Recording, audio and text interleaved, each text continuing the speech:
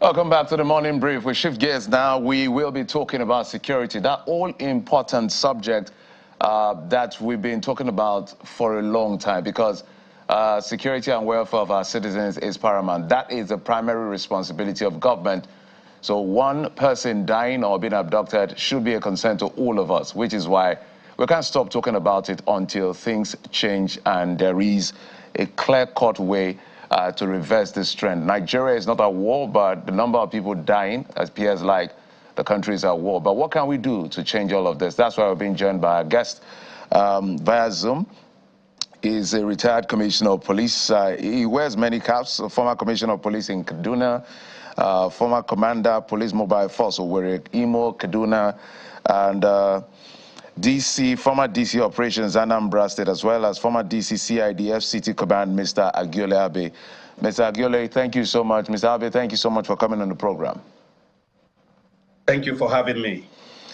Maybe let's begin by you speaking to some of the developments you've seen across different states, measures being put in place by chief security officers of their states to protect their people.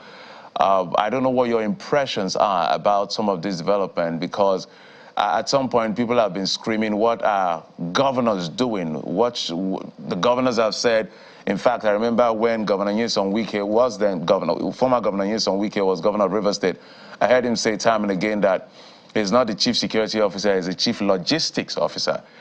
So it appears the government now are listening and saying, look, we have to take our destiny in our hands. So I wouldn't know, what's your impression of this development? Will this be able to reverse some of the things we're seeing across the different states of the Federation?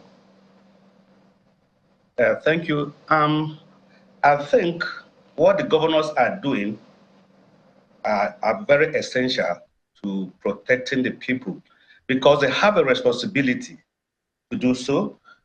They were voted into power because they assured the people that they were going to protect them.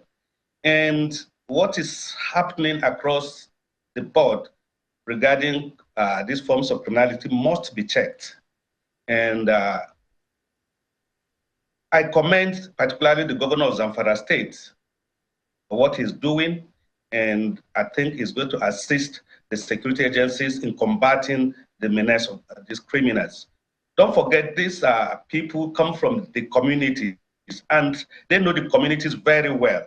And I think the activities will go a long way in protecting the people, because the governors of the states are the chief security officers of the state, and that is their responsibility. First, okay, I thought you were done. Go ahead, please, go ahead. Go ahead. Okay, I thought you were done, sir.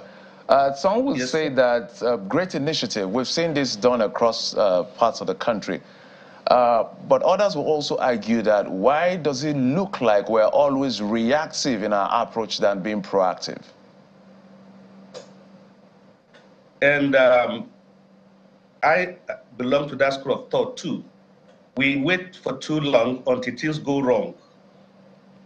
I want to commend the initiative of the Inspector General of Police regarding the present trend of crime in the country, especially kidnapping and banditry, and formation of the Special Intelligence Squad. But at the same time, like others must have observed, must we wait until it happens? We should be able to put in place measures to prevent this thing in the first place from happening. Because when they happen, lives are lost, properties are destroyed. So I think we need to rejig our security agencies to be able to perform their optimal responsibilities of protecting the life of properties of Nigerians. For now, a lot needs to be done. Speaking of what should be done, initially it would seem that there was a debate over whether governors were in agreement about the need for state police. But listening to the chairman of the Governors Forum just days ago, Governor of Imo State, it would seem as if they're now on the same page on the need for state police. And he also says, in fact, that the federal government is giving backing to subnationals on the establishment of vigilante networks. But, Mr. Abe, when you consider Amotekun in the operations of Amotekun in the southwest, Ibubeago that was disbanded in the southeast, and the lack of uniformity in security operations of networks in the north, why do you think there hasn't been sustainability of the networks, of the initiatives over the last few years? Yeah, the primary purpose of governance is to provide security to the people. And where this appears to fail, the people begin to look for solutions outside the government space. So I think, and then because the states have distinct criminal issues, so they found it difficult to come together to agree on a common front. But now that these issues appears to be all over the northern region, particularly, they needed to come together and achieve certain results, and that is what they are doing. And then I think when we look at some states and regarding maybe the kind of resources they have at their disposal, you find out that they are not able to cope with these issues of criminalities, and then we find these things happening unchecked. But I think they are doing more now to assuage these issues of criminalities in their various states. But Mr. Abe, shouldn't that be then a test of the capacity of government at all levels, either as a federal or the state government? I mean, there's the security vote, an undetermined amount of security vote that accrues to the state governors. And on the other hand, there is a budget allocated to the security by the federal government. How can these resources be harnessed such that the state security networks can function optimally and perhaps solve the challenge of insecurity across the nation? I think the governors have seen the threat to their states, and for them to go this way to form these security networks and equipping them with essential equipments to combat these crimes, I think they already know the threat, and I believe that they are going to harness these resources and channel it to a better way of fighting crime. Right. I see your experience spans across the country. You served in the FCT, served in the Southeast, served in the Northwest, even in the Southwest. So I understand that you would have lots of experience about the peculiarities of insecurity across those parts of the country. In the Southwest, we've seen a recent trend of monarchs being killed, another killed in Kwara of recent, 2 killed from Ekiti. Very sad. A lot of people are wondering, is this now targeted? Is there like a hit job that has been put out on monarchs? We've seen the kidnapping of children now. Even in the FCT, we saw children kidnapped with their parents and some of them killed. And I wonder, when you look at all of these cases, for the Nigerian who's watching the trends, they're trying to piece the dots and thinking, what exactly is going on? I don't know if for you, you've been able to look at those incidents and you're thinking, okay, this is what is going on, at least this is what may be going on right now. First of all, my condolences to the families of the 2 monarchs that were killed in Ekiti State, and that of the FCT, the Nabi family, and the children being kidnapped. We know what these families are going through now, and we pray that the police and other security agencies will be able to fish out the perpetrators of this crime. However, like I said, crime differs from one place to the other, and the reason behind this crime. But in Nigeria, we begin to see a different outlook of this form of criminalities. It appears as if the missions of these criminals is the same. Because kidnapping, ask for ransom, either you kill, then what is the role of government in all this? We must equip our security agencies. There are no two ways about it.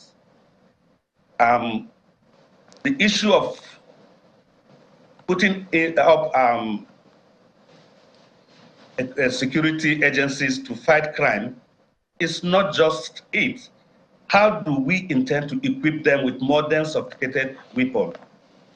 Are the police, in particular, because that is their responsibility constitutionally to protect life and property. But the question is, do they have the capacity to do so as it is now? This crime has gotten beyond what we expect. So we need to react to it with the kind of sophistication we have. And I don't believe, sincerely too, that we have such capacity to do so. The Nigerian police in particular. I think it was last year that I came across a report that you were appointed Commander Taraba Marshal Security Guards. Am I correct? You're correct. And I imagine that you're still in charge of the security guards. Yeah, we are here trying to put up a robust security outfit for Taraba State because we happen to share some of these unfortunate incidents of kidnapping and banditry in Taraba State, and the outfit is geared towards combating this menace of the crime, and we are working tirelessly. My governor is much more interested in ensuring that the people of Taraba stay safe, and by the grace of God, in the next few months, we will be rolling out one of the most robust security outfits in this part of the country. You know, my question particularly is, so a lot of people have said, yes, it's good to have these security networks, but there's always that debate around how much is too much arming them, if you get what I'm saying. I know during the past administration there was a call, and I think the Benue State governor was trying to champion that, saying, well, we need to arm these people more, at least. Give us some sort of license. Interestingly, the governor of Taraba State is a retired military, general of sorts. So speak to us. Is this security network that you're planning to bring on board, would you say it is enough in that sense, that there will be no need for that debate of let's arm them the more? Is it enough in its own? We are not trying to bring it on board. The office already on ground, but we're working out modalities for its operations so that they can effectively and efficiently provide the needed services to the people of the state. And I saw an interview where I think at Arise TV asked him one question: why would the people who come to kill us brandish AK-47 and we can protect ourselves? I think the time is now for the government to look at the areas of allowing the security agencies to carry some form of weapon that they will be able to defend themselves, one, and defend the people, because they can't do that with bare hands. And so I believe that we should be able to be properly armed to fight this form of criminalities, especially in rural areas where security agencies cannot easily access. Okay. I was watching, I think, one of the international networks, and I saw that Mark Zuckerberg, the owner of Facebook and some of the social media platforms, was questioned about the activities of the company as it relates to children. And at some point when they were, talking to him, really hitting him hard, he was forced to apologize to families of these people that their children were harmed because of the, some of the things that go on the social platform that were not good for children. But because restrictions were not strong enough, they were exposed to these things, and some maybe died in the process or got depressed. So the parents were there at the hearing. I say that to say this. It appears there is no strong punitive measure, because there has to be a nexus between security and the judiciary. In your view, because they say desperate times demands desperate measure, are we doing enough to push people back as a deterrent against committing some of this crime? We hear governors dragging their foot to sign death penalties and all of that. But as a police officer, do you think that some drastic measure have to be taken so that anyone who kills faces the law and to the latter? Absolutely, we're not doing enough. When we want to deter crime, somebody has to take responsibility. Somebody has to be punished for such crime. But when we keep seeing these crimes and we are not seeing so much punishments coming out, we find out that people think is the norm of the society. It's not that something is not being done, but we need to see physically what is being done, people being punished for particular crimes, especially the ones that are eating deep into the fabric of our community. They must be dealt with according to the law for the people to see and deter others from committing such crime. You find out that our children have taken the social media as part of their life, and regulating it is very, very difficult. So that goes to we, the parents, too. Crime prevention should be the responsibility of everyone, and the parents have a role to play in this, educating their children against the dangers of being involved in this social media and endangering their own lives. I think parents too must play a very responsible role in trying to teach their children how to behave. Well, one of the things I'm also concerned about, because sometimes for there to be healing and change, there has to be brutal honesty. I remember what happened on the plateau. The military came out and say, I think they said Header militia were responsible for those killings. And then we interviewed some of the people that were affected in Mango, and Mark Bandman, that Mieti Allah chairman in the local government, which we were showing pictures of arrest by the security agencies. I would say, was any of your people, were they arrested? He said, no, none of his people were arrested. So I'm saying that to ask, how far can facing the truth brutally help us to change the trajectory of insecurity in Nigeria? Because it appears sometimes we shy away from the truth and we keep running around circles and it never changes. And honestly, it's most unfortunate we happen to find ourselves in this type of scenario. And I want to believe that change remains the only thing that will move us forward. Our activity so far is beyond expectation, the activities of security agencies, and they need to do more. Because for one life lost, it's not too good for a country, particularly in cases of kidnapping and banditry. So, and we need to change the narratives. We need a reorientation of the system completely so that we'll be able to face up to the challenges that is before the security agencies. And I think the government too must play a role in this aspect, because that is their responsibility. They have a responsibility to protect the people. They have a responsibility to equip their security agencies to react to this type of crimes. So when they do that, I think we will have a form of relief. Now, Ms. Abe, I wonder if, some of that brutal honesty will have to do with the conversation about the activities of herders in most parts of the country.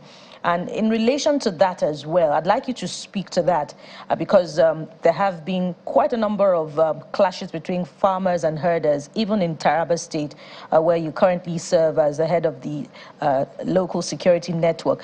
But also in relation to that, there have been reports of threats of criminality from across the border, Cameroon to be precise. It's been reported in Taraba, and it's also been reported in Cross River State. And that speaks to the foreign dimension to this challenge of insecurity and banditry. I'd like you to speak to this to the extent that perhaps you provide information about the nature of this threat. Who are these people and what do they want? Why are they such a huge threat to the local population on the border, or on the fringes of the border with these countries? Taraba State, as you know, sits on a border with Cameroon.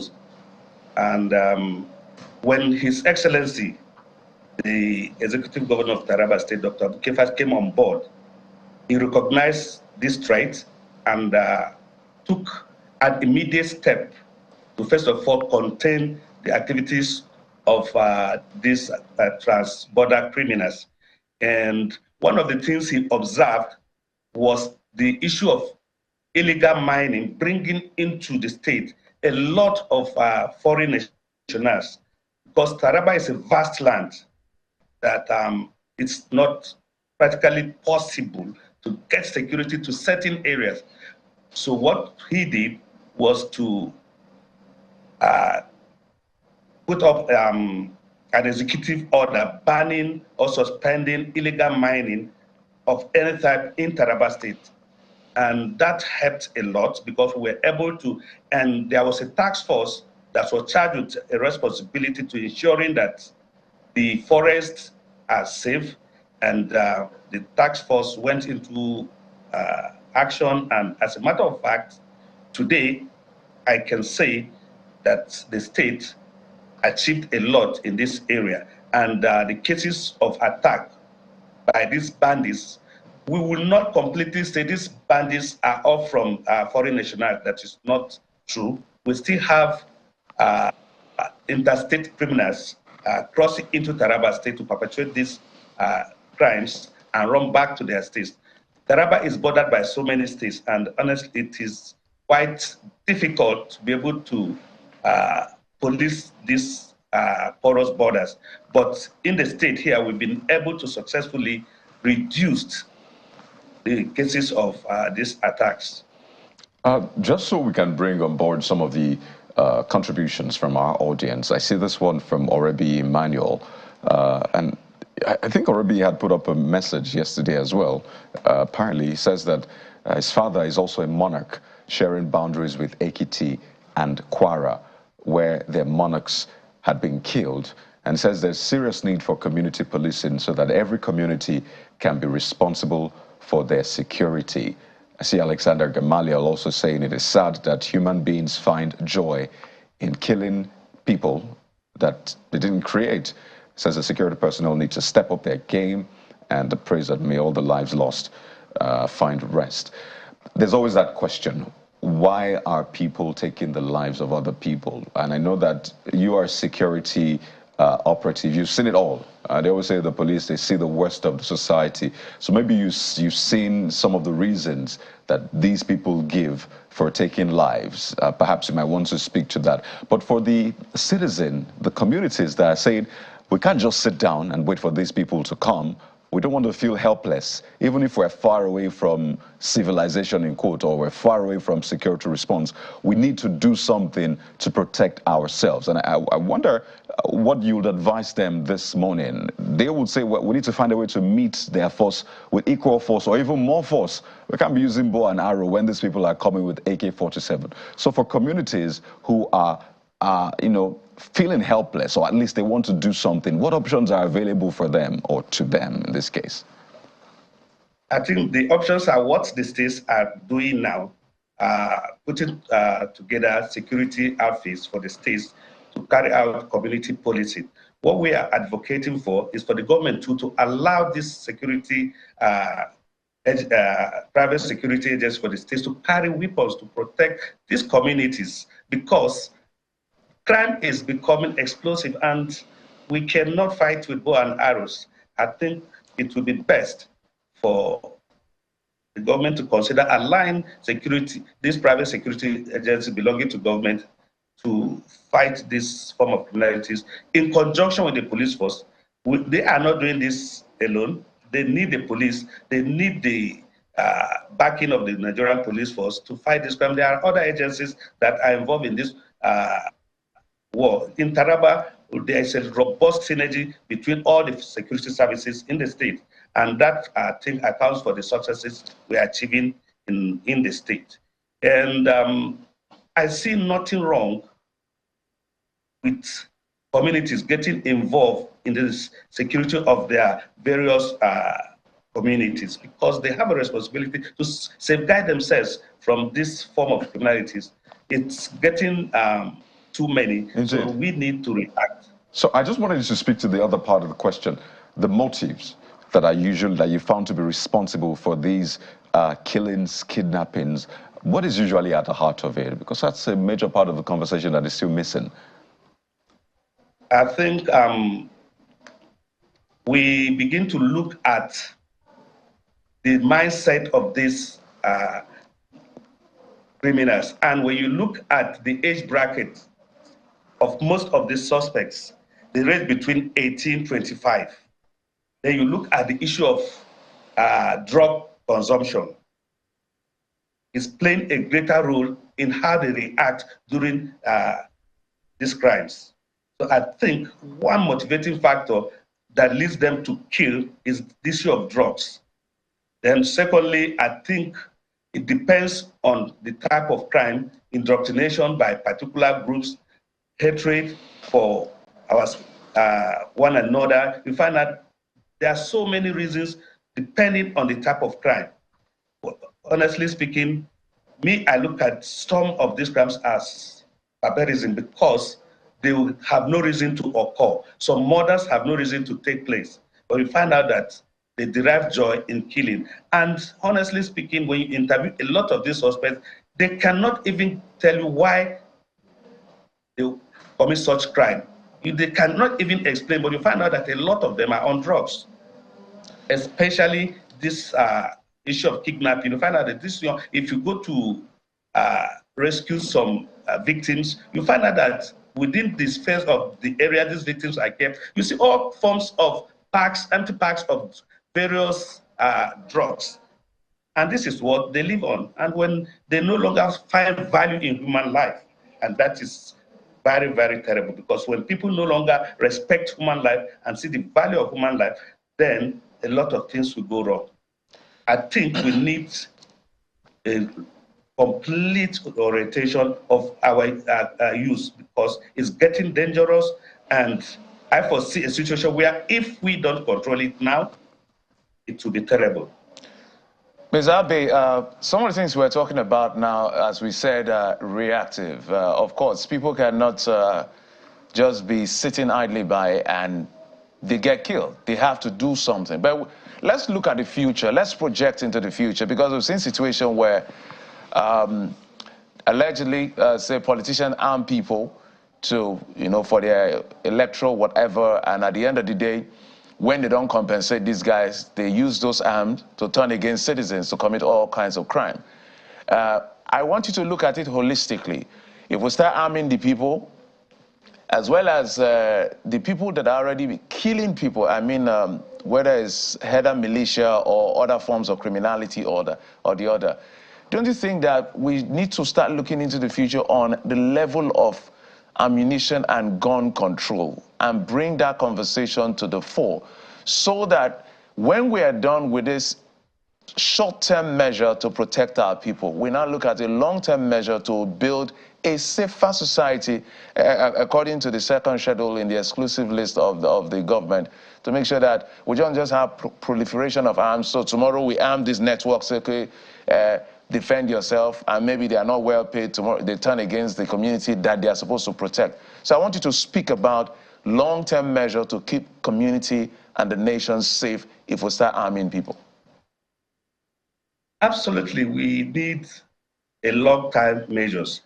And the actors who are the law enforcement agencies, we need to project what the future is going to be, how the crime is going to look like in the next period to come, and they will be able to prepare for it, not to wait until it happens, because, like you pointed out, it's going to be difficult when everyone begins to carry weapon to protect himself.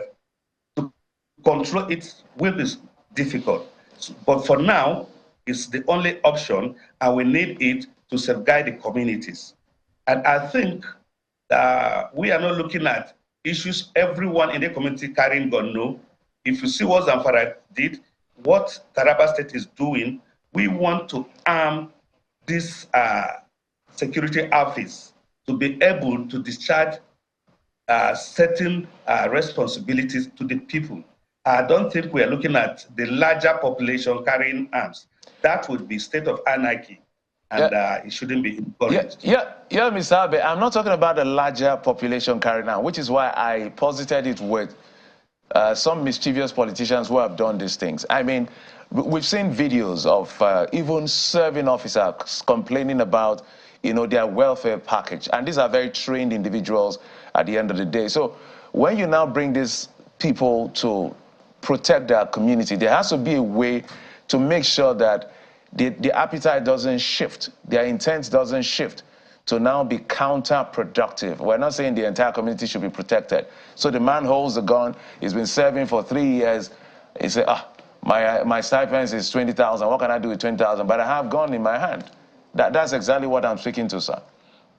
Yeah, and I think the government must be just and fair to the security agencies. The police, in particular, where I served, I think you train, armed, and you don't provide welfare. That is a dangerous scenario we are creating. And these people the police protect are living in affluence. And when they are abandoned, honestly speaking, the danger to the society is enormous. So I think I appeal to the government to discharge their responsibility. They should have the political will to equip, train, and provide welfare to their security agencies, not just the police. All security agencies have one issue or the other, and this is contributing to these issues we are having, because we should not shy away from the truth. You don't give a thug a gun and ask him to protect you, and when you abandon him, he turns the gun against you. So if you equip the police and you refuse to provide him with what will make him work hard, honestly, it's dangerous. And secondly, honestly, we begin to look at training our police force to respond to civil authority. What I mean is, the police has been so much militarized that you find out that their functions does not conform with practices that are acceptable all over the world. Policing is about the community. And when we begin to give our police a military outlook, it's not too good. And some of these incidents we are seeing is because of the kind of orientation we are giving to these officers. We need a change. It's not about IGP Kayode Egbetekun. No, it's not about anyone. It's about the government thinking, what kind of force do we need for this country? For now, the police force we have in this country, where I come from and retire from, honestly, our mindset, maybe because we have found ourselves under constant military rule in the past, we've been able to imbibe this kind of military culture of operations. We are not soldiers. We are trained to provide security for the community. But the way we are now, we need a reorientation of our police force to react to what is happening. And technology is what policing is about. And that is what we do not really put into consideration. The police needs to rethink and to reorganize itself so as to discharge its primary responsibility to the country. Thank you. You know, Mr. Abe, what you have said just now is quite instructive, and I wonder if the state security networks have the proper policing culture that is required to police their communities, you know, knowing that they are trained, knowing that they come up with these initiatives within such a short time.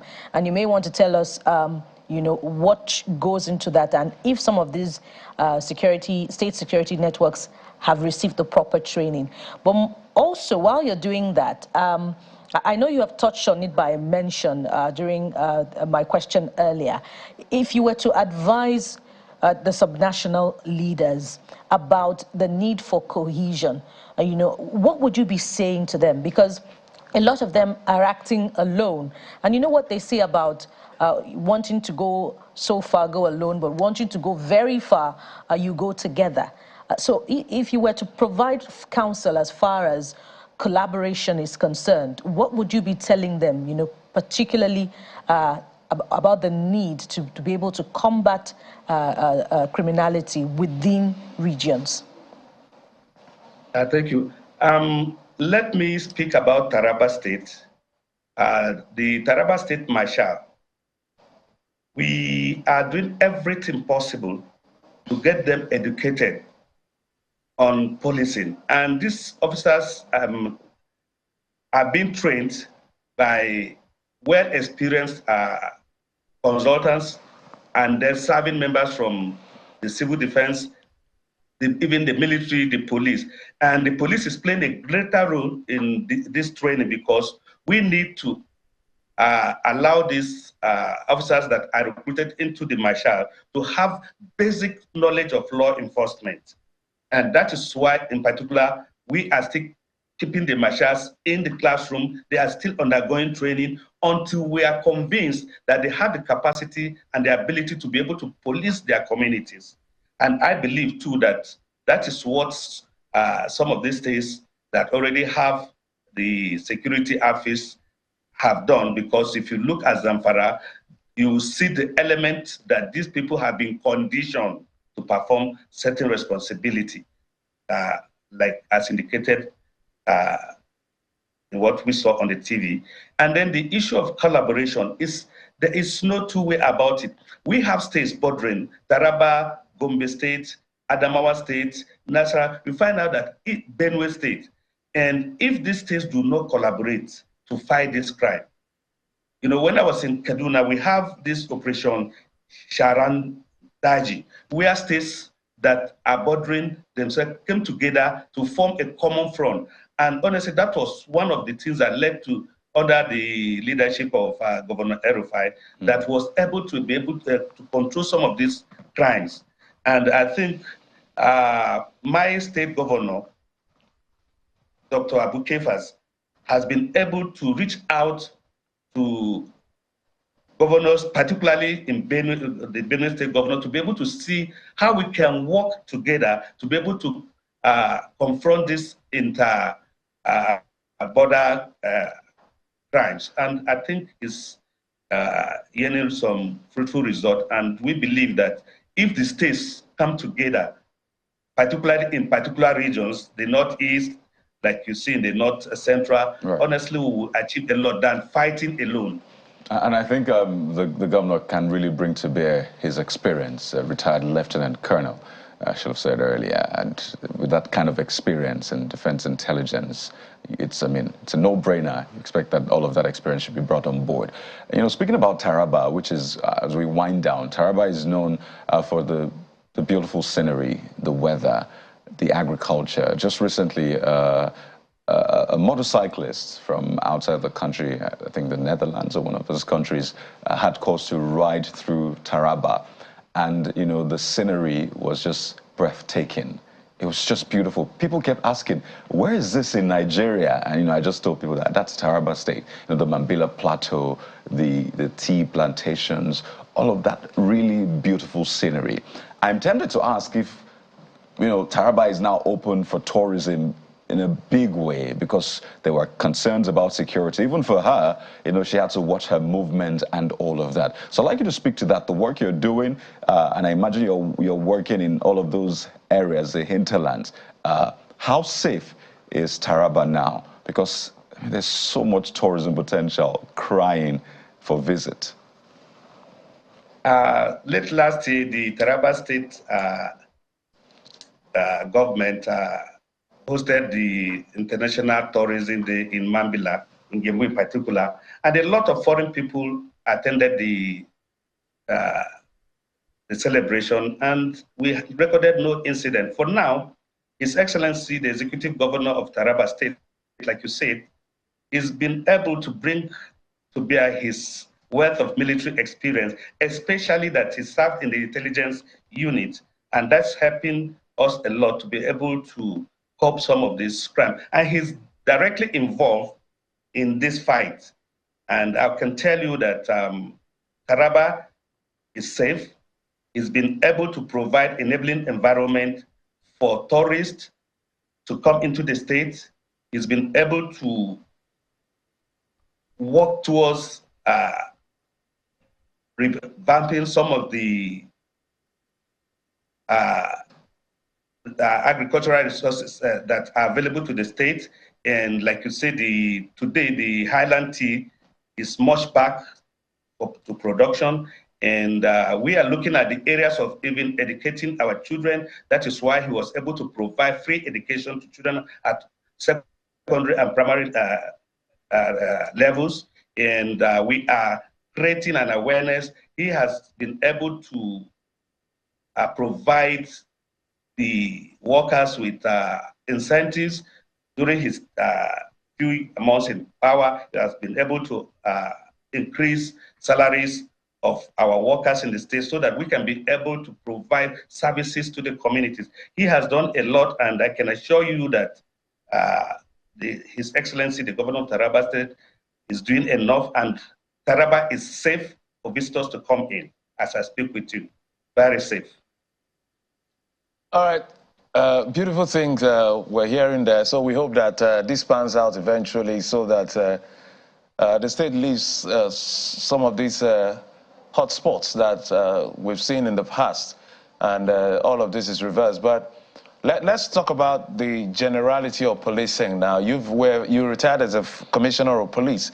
There are numbers being bantered around sometimes. So I want to find out from you, because the reason I'm asking this question, I saw a video online of a soldier who had been at the front line for about a year, and he said he was going back to see his family, and his salary is 50,000 according to him. I don't know whether that's salary or allowance, I'm not sure what it is, but he said his salary is 50,000 naira, but he found out that transportation will cost him to and fro about 35,000, which is about 70, so he can't go and come back, so he just decided to stay in the bush and continue what he was doing. So some people were trying to support him and all of that. So let's begin.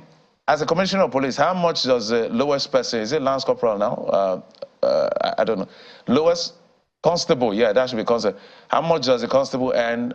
I know I wouldn't want to ask how much does the commissioner of police earn, but if you have that liberty to tell us, no problem. So we know how much our people are earning, so that we'll put this out, so make a case for them.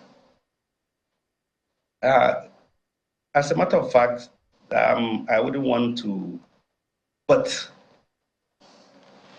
sincerely, I will put it that an average policeman is not paid for his services. That is just the truth.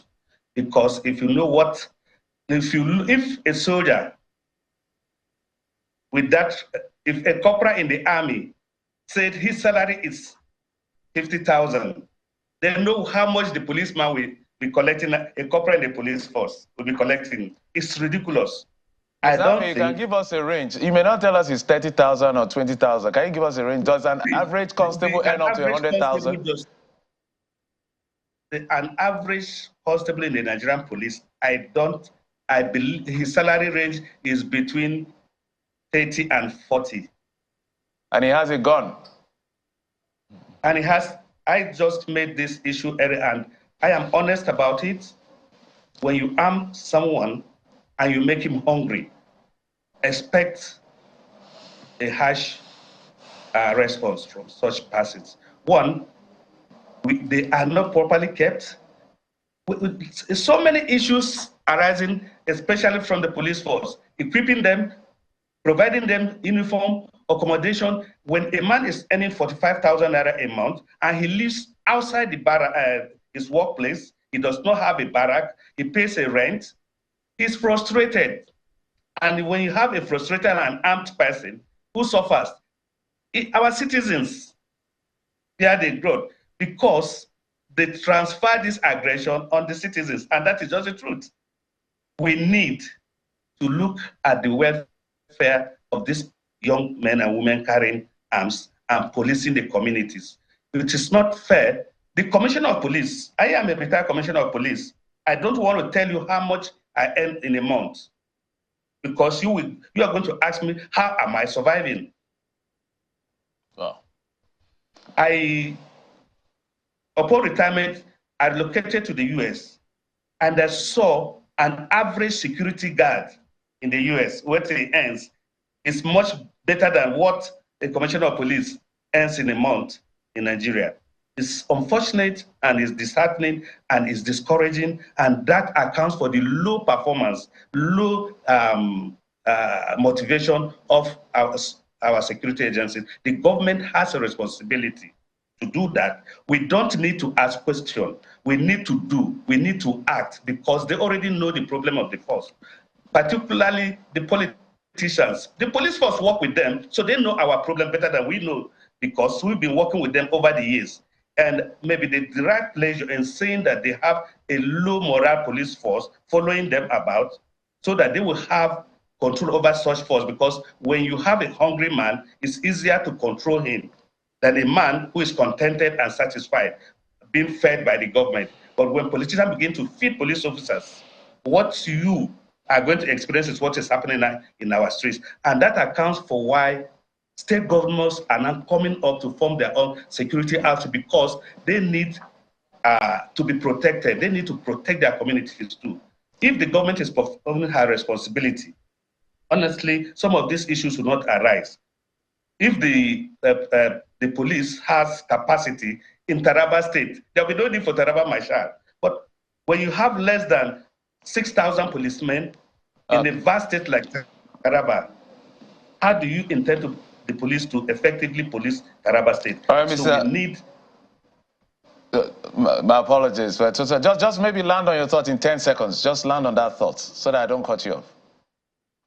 Go ahead. All right. We're totally out of time. Mr. Agiole Abe, the former Commissioner of Police, you wear many caps. You've been around the country doing the great work of policing. We must thank you for your insights today. We appreciate you. Thank you so much for coming on the program. Thank you so much, and have a wonderful day. Thank you. All right. So, yeah, I'm sure you heard from the Commissioner of Police himself, and I'm wondering, you may be scratching your head and asking some questions. Well, that's why we brought him, to give us answers to those questions. Now it's time for us to think together as citizens and as a government to make sure that the welfare of our security agents is put in the front burner so that they can protect us better than ever.